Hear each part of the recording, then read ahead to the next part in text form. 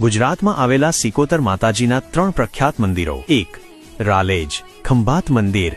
ખંભાતના દરિયા કિનારા નજીક રાલેજ ગામમાં 900 વર્ષ જૂનું સિકોતર માતાનું ભવ્ય મંદિર આવેલું છે. લોકવાયકા મુજબ એકવાર જગડુશા શેઠ વિદેશથી વેપાર કરીને પરત ફરી રહ્યા હતા ત્યારે તેમનું વહાણ મધદરિયે ડૂબવા લાગ્યું.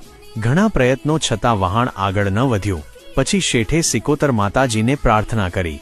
માતાજીએ શેઠની પ્રાર્થના સાંભળી અને ત્રિશૂળની ટોચે શેઠનું વહાણ બહાર કાઢીને સહી સલામત કિનારે પહોંચાડ્યું. આથી શેઠે અહીં રાલેજ ગામમાં સિકોતર માતાજીનું મંદિર બનાવ્યું. 2. સિકોતરમાં મંદિર હર્ષદ.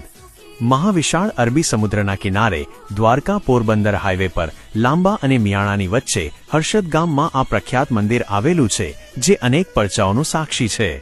દરિયામાં ડૂબતા વહાણને બચાવવા માટે માતા ભગવતી સિકોતર અહીં બિરાજે છે જેથી તેમને વહાણવટી